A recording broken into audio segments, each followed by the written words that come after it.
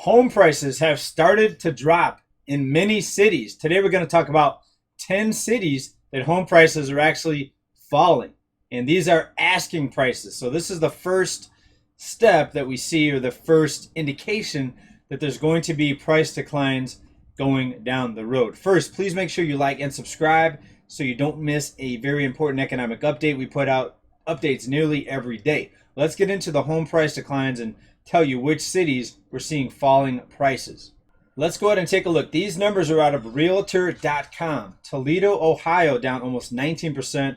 Rochester, New York down 17%. Detroit, Michigan over 15%.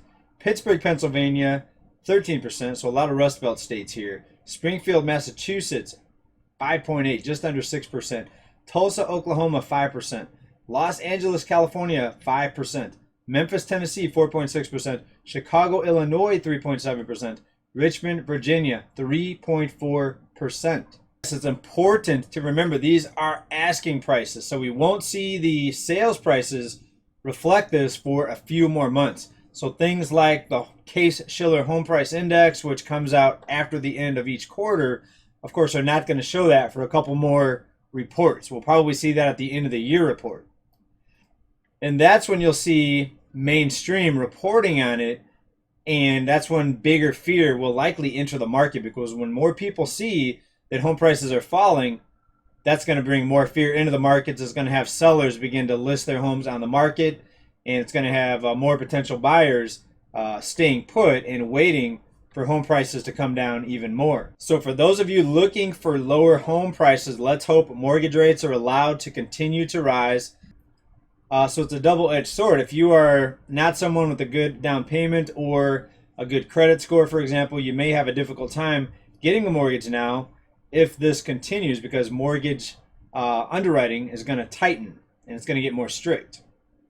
And that's why I continue to believe that with the cost of living and so many people having to spend the down payments that they had saved up just for basic necessities, I think it's going to be mostly investors and big companies. I shouldn't say mostly. I should say a big portion of the home sales that we're going to see down the road are going to be investors and big money companies that come in and scoop up a lot of homes.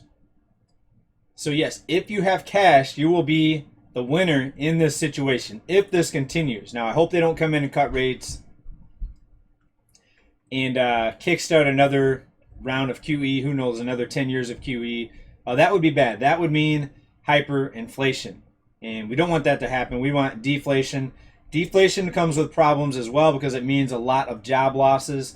And yes, we're going to start seeing big upticks in job losses as we get into the second half of the year and throughout the end of the year. It's going to get really bad towards the end of the year. In the second half, this is all going to be very, very noticeable. But if you have cash, if you're able to hold on to cash and not spend it in this crazy environment that we're in right now, you're going to be in a very good position. Now, to many people, this may be good news, and hooray, hooray if it is good news to you. But here's what's going to happen. Most of the people that are saving up to buy a home, that are waiting for home prices to correct, that have a down payment saved up or are in the process of saving up a down payment, maybe 20%. FHA will still be there with 3.5% down payment loans likely. Hopefully no other crazy mortgage schemes get implemented. We already see the adjustable rate mortgages are ticking back up. The 40 rate mortgage rescue plan is implemented now for FHA borrowers. So there are some things going on behind the scenes to try to keep this bubble from deflating. But here's what's going to happen. If we do see a significant home price correction, and no, I don't think it's going to be a crash, but most buyers are not going to have enough of a down payment. They're not going to have a good enough credit score. They may not even have a job. When this thing unfolds, when this economic turmoil really starts showing its head, and it's already beginning, there's going to be so many more job losses that a lot of the buyers that thought they were going to be able to buy when home prices come down a bit are not going to be able to buy. That's how bad it's going to be. Also, the cost of lots of other goods and items are going to go up even if home prices come down. I hope not. I hope I'm wrong. I hope we see deflation across the board.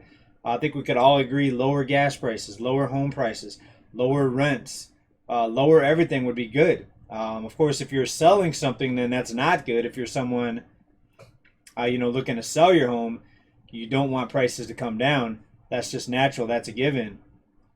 But the economy and so many of the jobs that have existed over the past 10, 15 years are because of all this money creation, all of this debt, all of this spending, all of this borrowing. And when those things happen, when there's a boom and when debt skyrockets like it has been, that creates jobs. Well, now the debt is skyrocketing for other reasons, just because prices are so much higher and the cost of living is outrageous. So that's going to hit a point where people can no longer take out more debt unless they start erasing massive levels of debt, like they did with some student loan debts. Unless they come out with some sort of massive debt forgiveness program, we are getting close to the end of the line for most U.S. consumers. Not everybody. There's certain people that have very low overhead, that have had a good amount of savings saved up. Their cars are paid off. Their homes paid off. They have a low cost of living. They are not driving around and burning through tanks of gas and having to spend $400, $500, $600 a month in gas. There will be people out here that'll be in a good position to take advantage of what's ahead of us. But a bigger thing that could happen, and something that's not so fun to talk about, we're going to see more unrest. We're going to see food riots. We're going to see the danger continue to uptick. The more people get into financial despair, it's going to get a lot more dangerous. And as this plays out, I think we're going to see a lot more losers than we're going to see winners. And I hope each and every one of you are going to be one of the winners on the winning side, with cash ready to buy these buying opportunities. But it's going to get very, very difficult. If you see deflation in other areas, we might see a housing correction. I don't think there's going to be a crash. There's too many cash buyers out there. There's too many whales, big money on the sideline, waiting to come in and scoop up more of these homes.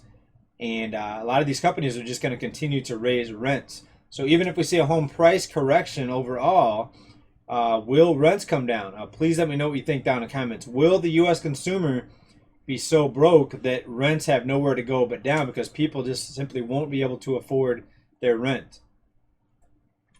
So home price correction, yes or no?